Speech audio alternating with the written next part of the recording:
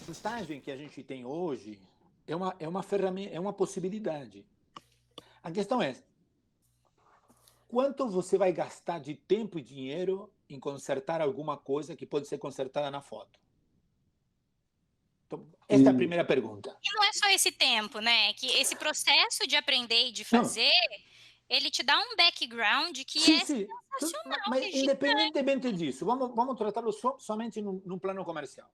Quantas horas de retoque eu preciso para tirar uma digital de um anel? São horas. Muito bem. que Se o, seria, que, que seria retirado simplesmente na passando um própria. paninho. Muito bem. Agora, eu passei 2 horas para que o anel fique quieto, porque era super pesado e fiz um sistema e acabou ficando uma digital. E eu vou ter que retocar um monte de outras coisas também. A minha pergunta é: eu vou mexer naquilo que eu consegui deixar parado lá, agora para limpar? Ou agora vale a pena mais limpar no sistema do que. Você entendeu? O mesmo Uhum. problema em duas situações diferentes, as respostas são diferentes. Então, assim, é uma avaliação de custo-benefício no momento. Você entendeu? Sim, E sim, tem Uhum. sim. coisas que eu sei que no sistema vão ficar melhores, e tem coisas que eu sei que no sistema vão ficar piores. E isso também é uma avaliação. Uhum. Eu te fiz essa pergunta, Diego, mas o que eu vejo na realidade é que não tem como fugir realmente. Não. Para você ter uma fotografia boa, até o momento do clique, ela já tem que sair boa, né? Tem que sair boa. Não tem como. A pós-produção nunca vai salvar uma fotografia ruim. Então, algumas coisas sim, algumas coisas não. Isso É, que você tem que entender. Por exemplo, a minha primeira pancada, digamos assim, na era digital, foi uma foto que eu fiz de um hambúrguer dentro de uma caixa de isopor. É, o cliente me dizia que não estava ficando certo. Deixa eu ver se eu acho ela. É, que não era, que não tá legal e não sei o quê. Eu falava para ele, mas o hambúrguer, a caixa é muito grande para o hambúrguer, eu falava para ele. Ele falava, tá, mas o cliente quer isso. Sim, mas. E era uma discussão bizarra em função do que a gente estava falando realmente. Deixa eu ver se eu acho ela. É uma foto muito antiga, mas eu tenho ela, não sei se está aqui. Aqui.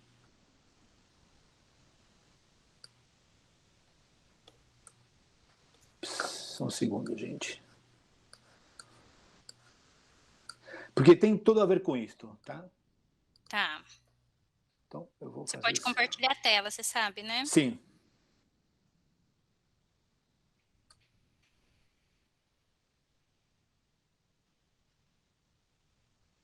Tá compartilhando? Tá compartilhando, pode baixar aí que a gente vê a foto Ok. daí.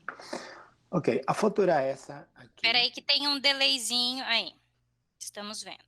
Tá vendo? Uhum. Bom, o anúncio era esse. O produto vai chegar melhor se vem dentro da caixinha de isopor que se vem dentro do saquinho de papel. Tá? No saquinho de papel, Uhum. o coisa está amassado, o hambúrguer mais seco, blá blá blá, e aqui dentro está perfeito. Qual é o problema dessa foto? É que a caixa era muito maior do que o hambúrguer. Então o hambúrguer ficava pequenininho. Eu falava para o cara, mas eu já ampliei, eu fiz o hambúrguer, eu mesmo ampliei ele maior.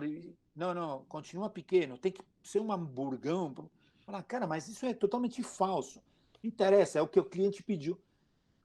Até que eu entendi que eu estava numa discussão bizarra. Eu estava tentando ter uma fidelidade com o mundo que não era disso que a gente estava falando. Aí eu falei assim, mas ele não quer então uma foto, ele quer um Frankenstein. Que petulância a minha de fazer esse comentário. Que uma estupidez absurda. O que eu queria demonstrar para o cara? A resposta era, entendi. E fazer o que eu fiz depois, que foi fotografar a caixa, por um lado, pegar um pé de madeira, botar o hambúrguer em cima, fotografar o hambúrguer no mesmo ângulo e botar o hambúrguer dentro da caixa no sistema. Aí eu entendi, foi a primeira vez que eu entendi a fotografia digital. Daí para frente, para mim foi tudo muito fácil. Porque eu baixei dessa estupidez minha de achar que a foto é a foto e que o cara estava maculando o meu nome de fotógrafo em aras de fazer um monstro. Mano, menos, sabe? Menos. Esse é um problema bem clássico hoje em dia, Diego, aproveitando esse gancho, porque assim, quando você pensa em construir a foto, a luz, muitas das vezes essa relação com o digital hoje, com a pós-produção, em alguns das agências hoje, elas nem usam mais só a pós-produção, você já tem até elementos de 3D. Sim. E para você fazer toda essa construção, inclusive, o fotógrafo tem que ter esse contato, tem que ter essa sensibilidade, porque assim, é muito mais complexo você pensar a luz, você pensar como você vai planejar essa foto com esses novos recursos, né? Hoje em dia você vê cada coisa, assim, por exemplo, no caso do estilo lá que você citou, hoje em dia o pessoal pega um mockup da embalagem, pega a foto, às vezes, do produto, Cara, solta sim, ela. sim, isso existe, são realidades, são realidades. Aí vem um pouco É que essa é uma direção do mercado, né? Mas é para um público, acho que mais alto, é uma categoria então, mais alta do mercado, né? então, mas aí a gente entra num problema que é o seguinte. Eu entendo, a gente tem que trabalhar, tem que viver. Hoje eu estou parado, não tenho trabalho, para mim, não estou fazendo porra nenhuma. Mas a pergunta é: será que se eu me foco nesse mercado, eu tenho uma sobrevida dentro disto? Porque você vai passar a ser substituível. Olha o exemplo exato do Lucas Rosa. Se você era o fornecedor de imagens para ele retocar, ele te matou. Ele matou 60 fotógrafos que ele atendia. Então, a agência que antes contratava o Lucas Rosa para retocar, agora contrata o Lucas Rosa para fazer tudo. E se ahorrou um fotógrafo. E antes pagava 10 mais 5 e agora paga 9 pelas 2. Você entende o dilema ético-moral econômico que estamos enfrentando? Então, muito bem. Como eu imagino que a gente pode enfrentar isso? E aí vem um pouco o que a gente falava hoje com a Lila e um pouco uma coisa que é talvez seja um pouco a ideia era original da conversa, que é criando um estilo. É muito difícil, eu sei, mas é um fato. Eu estava iniciando-me na fotografia e por essas voltas da vida comecei a fazer umas fotos de shows de música, fotografei toda a nova trova cubana, Silvio Rodrigues, Pablo Milanés, e uma galera dos cubanos que visitavam Buenos Aires na época. E a produtora, viramos amigos e não sei o quê, então eu comecei a fotografar Gilberto Gil, que ela levava, Debbie Byrne, até que eu publiquei outro dia umas fotos que achei do Debbie Byrne em Buenos Aires, não sei o quê, e entre os que fotografei também a Carlos Santana. E como eu não só fotografava o show, sino que fotografava tudo, o evento, digamos assim, da chegada, o cara chegou, taranã, fotografei a conferência de imprensa dele. Na conferência de imprensa tinha de todo, revistas de rock, de música, pelo, todas revistas famosas, e tinha um cara de um programa de TV de crianças adolescentes. E o cara fez uma pergunta muito interessante. Perguntou assim: o que você recomendaria, como você, quem é você, digamos nesse sentido, para um moleque que está começando a tocar a guitarra agora, com 12 anos, digamos, que era o público dele?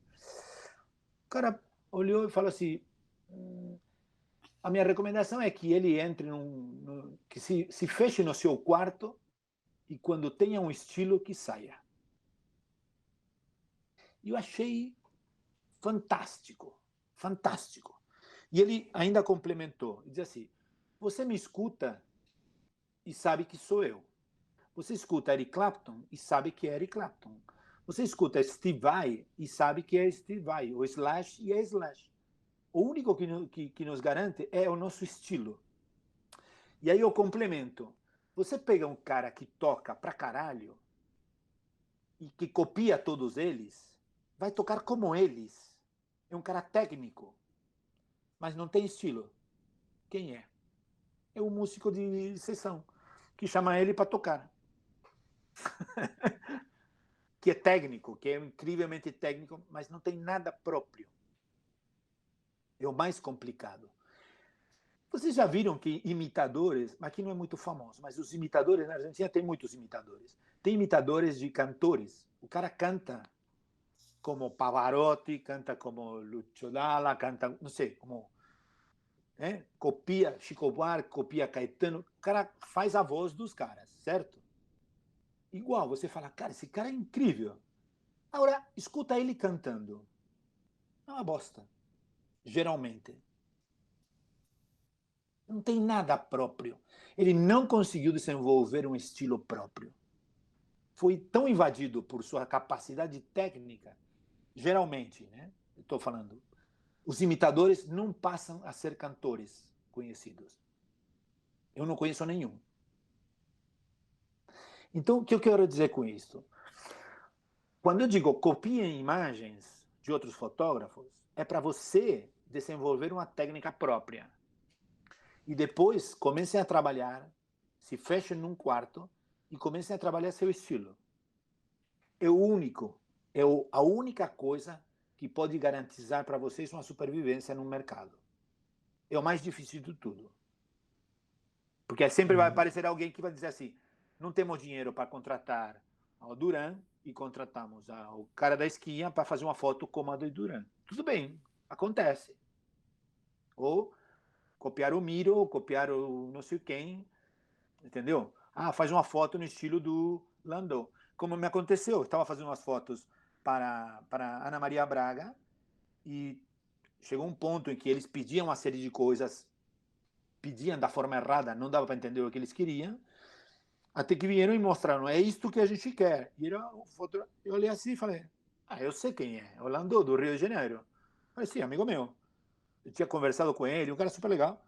Olha, é isto que estão procurando? E por que você não me falaram do início? Eu sei o que é isto e como se faz. E eu fiz.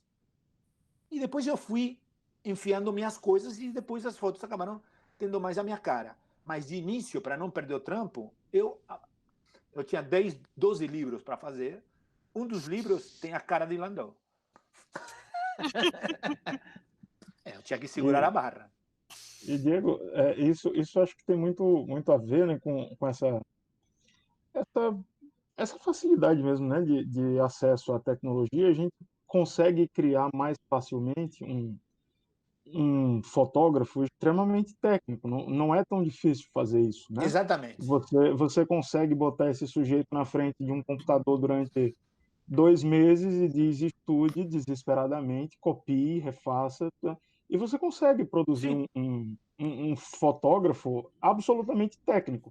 Não significa dizer que você consiga formar um bom fotógrafo, né? Concordo Um fotógrafo plenamente com com você. identidade. E eu sou exemplo disso. Eu fui muitos anos um fotógrafo técnico antes de ser um fotógrafo com estilo. Eu diria que nos últimos... Eu tenho quase 40 anos de carreira. Eu te diria que nos últimos 10 anos, a minha fotografia começou a ter uma cara. Você poderia explicar um pouquinho desse processo, como você avalia um pouco dessa sua transição, assim, como que você fez é, essa análise, às vezes, Diego? Porque assim, o difícil às vezes é a gente conseguir, porque tecnicamente às vezes você olha uma imagem, você olha alguma coisa, e às vezes falta um pouquinho daquela sensibilidade de você pegar por onde eu começo, sabe? Por onde eu começo, às vezes, a analisar a imagem de outras pessoas para buscar um estilo próprio, sabe? Legal. Na verdade, eu tinha começado a falar um pouco sobre isso, depois me perdi por outro lado. Quando eu falei que eu pegava fotos de banco de imagem e olhava por camadas, é isto. Eu pego 10 imagens de hambúrguer e começo a ver o que me interessa em cada uma.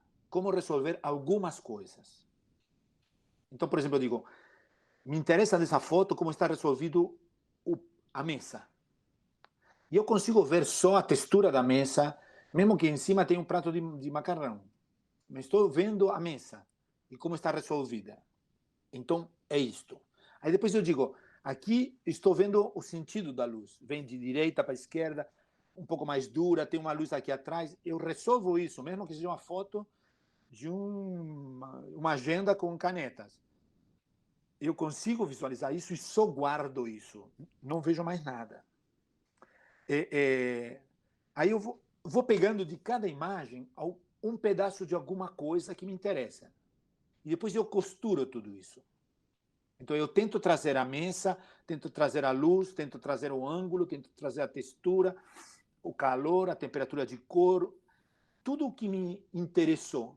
Às vezes pode ficar uma bosta, mas muitas vezes essa somatória vai para onde você quer. Sobretudo com o tempo você aprende a poder juntar isso. E todo esse processo faz parte da sua dinâmica criativa, né? Sim, sim. Ok. Mas essa dinâmica criativa está muito mais ligada a outras coisas. Então, por exemplo, acho que foram 6 anos de terapia, foram fundamentais. E não é brincadeira, não é? Eu sou bem de brincar com algumas coisas, mas isso não é brincadeira. Para mim foi muito, mas muito importante. Eu tenho um amigo meu que há alguns anos ele ficou sabendo da importância dele na minha vida profissional, porque eu contei, ele falou, puta, cara, sério? Imaginei. Era um cara que era dono de agência, fechou a agência dele, foi trabalhar numa agência em Buenos Aires, chamada Graffiti, e ele era o diretor de conta de criação para Procter & Gamble Latinoamérica, ou seja, um cara com certo peso. A gente chamava ele de chanceler, porque ele viajava o tempo todo para Brasil, México, não sei o que, Miami e tal, para controlar Procter & Gamble, uma série de contas da Procter.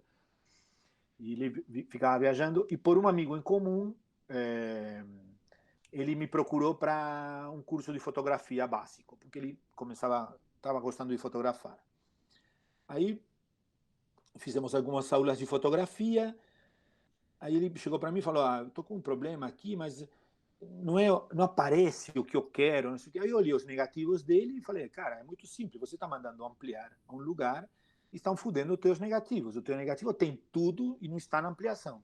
Como assim? Digo, bom, subimos para o laboratório, eu tinha um laboratório no meu estúdio, e ampliamos uma foto dele e ele viu outra foto, viu o que ele queria, que estava no seu negativo. Ele tinha já alguma coisa, pela bagagem que ele trazia de anos e anos e anos de conhecimento e de capacidade estética e demais. Bom, as aulas viraram aulas de laboratório, e as aulas de laboratório viraram terapia dele. Então ele me ligava do México e falava, o meu avô está chegando às 5 da tarde, eu acho que umas 8 da noite eu consigo chegar no laboratório. Você não podemos fazer hoje uma aula? Falei, claro, vamos. Era assim, o cara entrava aí e desligava do mundo, porque isso tinha um laboratório, você desligava o planeta. O laboratório tem esse poder, né? É uma... Quem não viveu não sabe o que perdeu. Não, é uma coisa assim, alucinante. Você entra de dia chovendo e sai de noite estrelada, sabe? É igual o shopping, você não sabe como tá lá fora.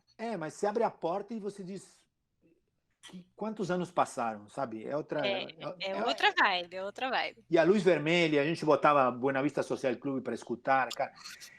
Era genial. Bom, ele aprendeu muito de laboratório comigo e eu comecei, aos poucos, a avaliar o meu critério. Então eu falava para ele, puta, eu acho que fica melhor esse corte aqui. Por quê? E aí eu tinha que dizer por quê. Então, puta, porque está limpando isso que incomoda, isso aqui, isso aqui. Aí eu fiz uns comentários sobre uma foto dele. E aí eu comecei a tomar certa confiança nas minhas avaliações. Bom, isso para mim foi fundamental na vida. Começar a ter certa confiança nas minhas avaliações. Quando você começa a sentir certa confiança nas suas avaliações, você começa a avaliar mais coisas e a se deixar levar mais pelas suas avaliações. Então, você olha alguma coisa e você começa a sentir, isto poderia ser melhor. E você diz, porra, eu tenho já capacidade de avaliar. Então, se meu monstro está me dizendo que eu posso melhorar isto, vamos acreditar nele. E como você melhoraria? E vamos provar uma luz diferente? Então, esse mecanismo de acreditar em você e acreditar nas suas próprias avaliações e vão desenvolvendo uma série de capacidades em você de autoanálise, de leitura daquilo, que é a mesma que você usa quando você procura fotos de banco de imagem para usar de referência. Entendeu? Então, assim, eu acho que o mais importante é alimentar o critério. Eu chamo de critério esse monstro que a gente cria e que é ele que está no teu ombro e te diz, isso é uma bosta, corrige isso, aquilo, pô, isso ficou legal, não mexe. É teu critério que está falando. E eu sempre digo, se seu critério foi alimentado a McDonald's a vida toda, ele nunca vai conseguir diferenciar entre uma massa boa e uma massa de porcaria, ou entre um vinho bom e um vinho ruim. Você precisa alimentar ele. Muito bem, isso é um processo. Aí entra uma questão talvez um pouco mais complexa, que são as mentorias. Você precisa alguém que em algum momento te dê um norte em algumas coisas, como para você calibrar o seu critério. Acho que a palavra é calibrar. Então, quando você começa a desenvolver um critério, você sabe como você calibra uma mira telescópica, por exemplo? A melhor forma de calibrar é você coloca ela num banco, atira, e você ajusta a mira aonde bateu a bala. Pronto. Entendeu? É a forma ao contrário. Então, o interessante é você... Acho que alguém entrou aqui, Diego, para fazer uma pergunta. Peraí. Juliana. Oi, Diego. Tudo bom?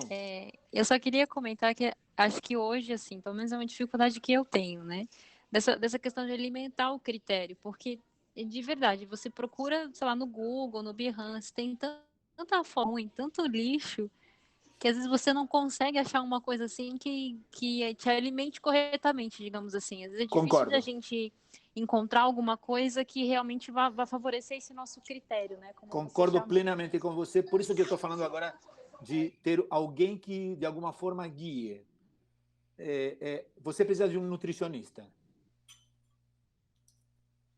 Basicamente é isso. Você fala assim, como a gente alimenta bem o nosso critério? Com um nutricionista. Então, você precisa um nutricionista que que depois você pode, em algum momento, dizer não me interessa mais isto. Esse regime não me interessa mais. Sabe? Eu quero ser carnívoro. Trocar de nutricionista ao longo da vida, né? É incrível. Não quero ser vegano. Tá? Tive uma época que eu quis ser vegano, não quero ser mais, entendeu? Ok, então vou buscar o Francis Mallmann para comer a melhor carne do mundo. Como que merda se faz carne da melhor forma possível? Né? Tem um argentino, um chefe fantástico, que se chama Francis Mallmann, que tem um livro que se chama Sete Fogos, que ele ensina 7 fogos diferentes para assar carnes. Bom, então você quer comer carne, você vai buscar esse cara.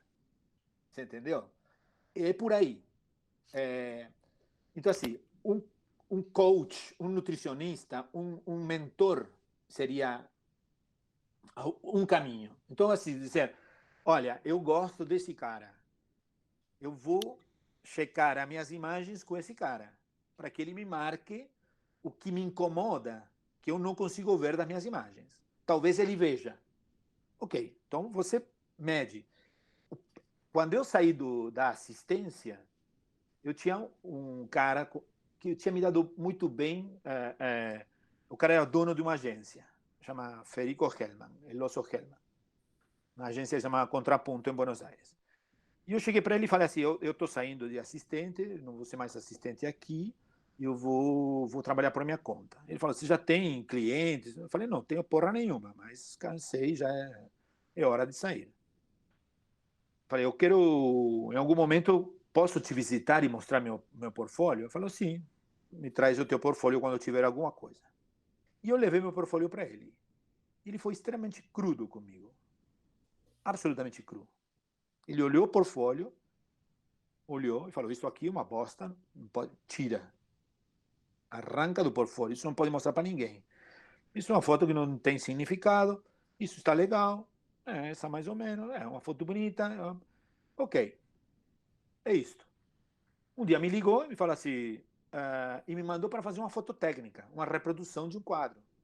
Fotografia técnica, você entrava por esse lado. Até que um dia me ligou e falou assim, Diego, eu lembro que vi no seu portfólio uma foto de um vidro. E era um vidro do perfume Stiletto, do Boticário, que eu enchi com outro perfume e coloquei em cima de umas toalhas, uma luz lateral, tinha ficado bonita. E o vidro tinha ficado legal, e tinha uma tampa de madeira, e não sei o quê. Ele falou assim, eu lembro que vi uma foto que você fez de um vidro, e gostei do teu tratamento do vidro e tal, eu preciso fotografar garrafas de vinho. Você topa? Falei, topo. E aí foi meu primeiro trabalho profissional. Então, ele, um par de anos atrás, eu conversei muito com ele também. Assim, é meu pai profissional. Ele me falou coisas quando eu vim morar no Brasil que eu entendi 10 anos depois, nesse nível.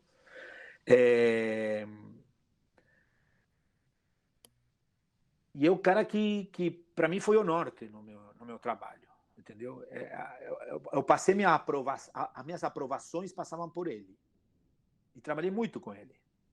E ele foi muito duro comigo, e, digamos, não teve moléstia nunca. Então, isso é muito bom. É a melhor forma que você tem, é ter alguém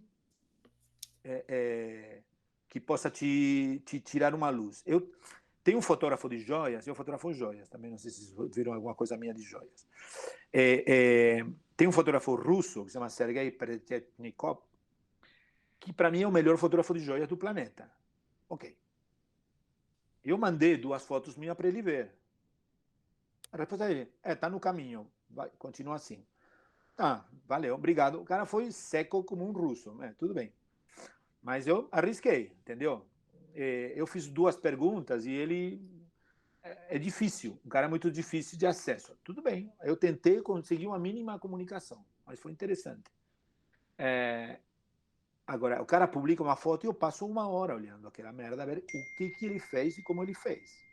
Só abordando são 2 pontos aí que eu queria ver se era possível abordar. O primeiro seria com relação a essa construção do portfólio, porque eu acho que depois seria um tema bacana da gente discutir aqui ou num outro encontro, porque eu acho que um dos pontos mais difíceis é você saber por onde começar, né? Como você faz esse primeiro filtro. E um outro seria abordar também a questão, por exemplo, que nem o Diego fez se não me engano, foi no intensivão fotográfico lá na Educar, que foi aquela construção da foto, que era um almoço, um café no final da tarde, que ele construía aquela iluminação que remetia a uma imagem da sua infância. Você usa essa parte, por exemplo, do sentimental, você sempre usou dentro da carreira para você... Então, eu vou dizer, vou ser bem sincero com você. Eu comecei a dizer que eu uso isso quando eu comecei a perceber que eu uso isso.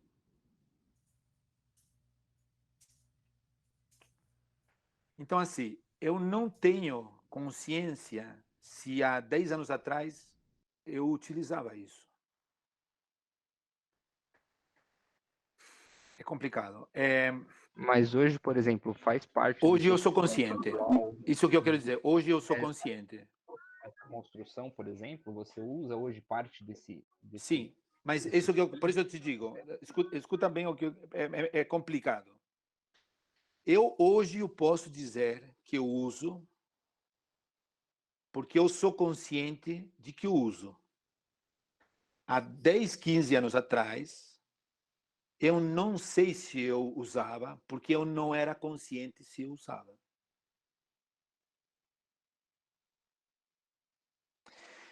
Dá para entender isso? Por quê? Porque a construção da imagem é um fenômeno que está ligada a muitos aspectos. A muitos aspectos. Estamos cansados de ouvir caras que acordaram amanhã e escreveram a letra de uma música completa. Sim? Tem um escritor famoso argentino, chama Julio Cortázar, recomendo, que tem um conto que chama La Casa Tomada. Conhece, aqui temos o Theo que conhece. La Casa Tomada foi escrita de corrido, como se diz, quer dizer, em uma única sentada. Ele acordou, sonhou isso, acordou e escreveu esse conto. Depois disseram para ele que isso estava ligado à Casa Tomada. É uma história, para quem não conhece, é um casal de dois irmãos que moram numa casa, que a casa vai sendo tomada por algo que ninguém sabe o que é, até que eles têm que ir embora da casa. É isto. E alguns disseram que isso estava ligado ao peronismo na época e blá, blá, blá. Tentaram buscar uma explicação. E existem entrevistas a Julio Cortázar onde ele diz: eu não tenho como dizer que isso é verdade, porque eu não escrevi isso pensando nisso. Mas a fenomênica do momento em que foi escrito pode ter influenciado. Então, vamos lá, percebam o seguinte dessa fala. Ele é consciente de que não é consciente. Certo? Ele não pode assegurar que não foi influenciado. Ele só pode dizer que ele não foi conscientemente influenciado por isso. Ok? Voltamos um pouco ao que eu estava falando antes. Então, assim, existe uma época da nossa profissão e do nosso trabalho e demais, onde a gente atua por impulso. Muitas vezes você diz, isto me incomoda, eu não sei por quê, me incomoda, tira. Agora, se alguém te diz por que te incomoda, você precisa um trabalho intelectual para entender por que te incomoda.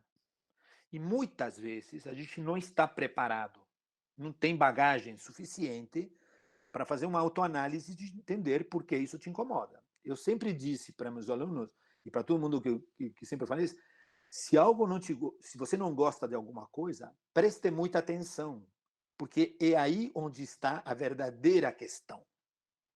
Aquilo que te incomoda, porque o que a gente gosta é fácil. A rejeição talvez seja uma das coisas mais complexas, porque vão a coisas muito primitivas. Certo? Então, primitiva no sentido interno da pessoa, da psiquis, do animal, do orgânico. Então, entender isso, eu acho que isso abre portas maravilhosas de por que eu não gosto, o que está me brecando a isto? Por que eu estou sendo incomodado por isto? Então, essa busca eu acho fabulosa. Acho fabulosa. Porque não há nada melhor do que a introspecção para encontrar o próprio estilo, que é a interpretação daquilo que nos faz sentir bem, aquilo que nos identificamos com aquilo e que entendemos por quê, que somos conscientes disso. A partir disso é que eu acho que a gente começa a construir o estilo. É quando a gente coloca coisas numa imagem, numa música, numa obra, numa pintura, em qualquer coisa, que, de alguma forma, estão ligados por fios a nosso ser interior. E a gente remonta essas pipas, digamos assim. Né? Não sei se dá para entender essa imagem. A gente começa a remontar pipas, a levantar pipas. Essas pipas e essa imagem construída no céu são das nossas pipas que a gente conseguiu remontar. Você entende a palavra remontar? Diego, e tem uma coisa curiosa, né, nessa busca, nessa construção do estilo, porque a gente constrói esse escopo, essa bagagem a partir daquilo que a gente admira, daquilo que a gente gosta e tal. Mas o grande segredo depois, pelo que me parece, é quando a gente aprende a se livrar disso, né? Totalmente. se distancia Absolutamente, da absolutamente. que a gente sem deixar de gostar, mas é quando a gente consegue perceber uma diferença entre aquilo que você gosta e aquilo que você pode fazer, né? Exatamente. Então, senão a gente vira copiadores também, né? Exatamente, perfeito. A tua colocação é absolutamente perfeita. Por isso que eu falei que no início é bom o nutricionista, porque é o cara que vai te dar um caminho pelo qual você mais ou menos se encaixar, sabe? Ter alguns parâmetros. Quando você tem esses parâmetros, só e quando você tem aqueles parâmetros, você tem capacidade de começar a quebrá-los. Senão é um autista correndo que nem louco. Tem um filme de uma mulher autista que desenhou os sistemas de trato de gado para os matadouros. Não sei se alguém viu esse filme. Total, eu já vi. Meu pai trabalha com agricultura a vida inteira. É a precursora do abate humanizado. Bom, esse filme é muito interessante porque ela é autista e, quando se angustia, precisa se colocar em uma máquina que ela construiu de madeira que pressione ela para ela ficar travada, porque senão ela pira. Então, para mim foi fantástico essa imagem. E ela depois fala, em uma reunião de autistas, e ele pergunta, e seu filho que idade tem? Não, eu sou autista. Quando uma criança está desesperada, ela precisa que alguém segure, porque não consegue controlar o seu próprio corpo. Quer dizer, quando você tem milhões de ideias, e aqui quero fazer esse paralelo, você tem milhões de ideias, você precisa de algo que te acote, que te encauce, que te frene um pouco, porque senão você entra num delírio que você é incontrolável. Incontrolável, você se perde, simplesmente se perde. Então precisa esse acotado. Grandes músicos, grandes artistas e demais tiveram até casais e demais que foram suas âncoras, de alguma forma. Mas e algumas dessas âncoras penaram na vida por ser âncoras dessas pessoas.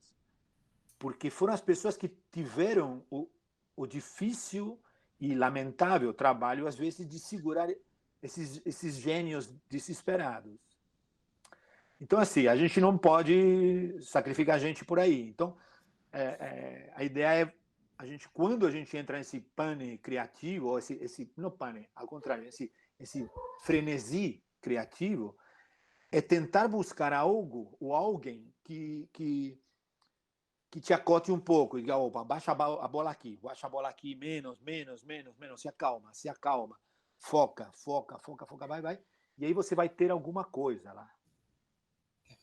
Eu acho que tem uma pergunta mais ou menos nesse sentido também, assim. Diga.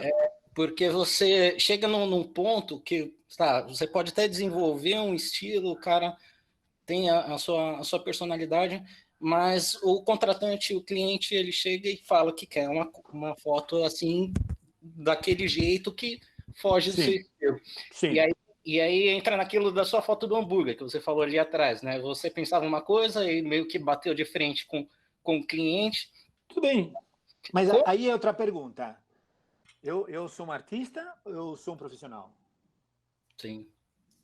Então, e aí eu ia encaixar, por exemplo, pô, tem caras que têm um renome, que tiveram um renome, sei lá, o Toscani, ele fazia o que ele queria nas fotos, né? Sim. Ele tinha carta branca ali. Sim. Mas aí já é um outro patamar, um outro nível de... Tá, quantos habitantes tem no planeta? 7 bilhões? Você lembrou de um, até agora, que conseguiu fazer o que ele queria. Mas quem? Vamos lá, quem mais? Sebastião Salgado? Sim, Sebastião Salgado faz o que ele quer. O Avedon faz o que ele quer. Faz o que ele quer quando ele conseguiu fazer o que ele quer. Porque naquele esquema, né? Porque antes ralou muito. Assim, ele ia e fazia o que mandavam fazer. Então, assim, os rebeldes que deram certo, porque foram para fotografar a Paris com a Vogue, e o cara fez exatamente o contrário, que pautaram para ele e deu certo, é porque esse cara teve a sorte astronômica de ter uma diretora de arte depois lá, que viu alguma coisa e falou, puta, esse cara é genial. Mas é 1 em 1 milhão. A lista de demitidos é infinitamente maior. Uma coisa que você sempre falou para mim a vida inteira é que Bill Gates só existe um, né? Acho que esse foi o tema de, sei lá, grande parte das nossas conversas. Como o mercado da fotografia é zoado e como a pessoa entra num palco de um grande evento para falar de fotografia e primeiro mostra a BMW que ele conseguiu comprar com as fotos que ele fez, né? Eu tive uma situação complicada. Eu fui para Florianópolis para dar uma palestra e o cara que falou antes de mim foi isso, cara. Era tu puedes, você consegue. A câmera, eu comprei a última câmera, eu chego com um papo e eu consigo, e a noiva fecha comigo porque eu dou um papo nela e não sei o quê. Eu subi puto subi no cenário. Puto. Falei, olha, eu ia começar a falar de outra coisa, mas lamento muito, eu vou dizer assim, a grande maioria de vocês vão ser fotógrafos medíocres. Vocês não vão ser milionários, não vão comprar porra nenhuma da melhor câmera do cacete, nem porra nenhuma dessa. Eu tenho um carro 2001, caindo aos pedaços, que está de verdade aqui fora, com 2 pneus careca, entendeu? E é assim. Então, a minha preocupação não é com os 2 dos 700 que tem aqui que vão dar certo. Parabéns. Muito bem para vocês. Mas os outros 698 vão ter uma sensação de frustração na vida que ninguém merece.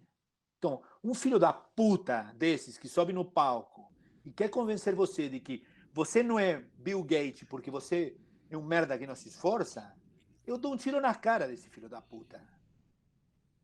Porque é mentira, cara. É mentira. É mentira. A meritocracia é um processo desagregador social. Não existe.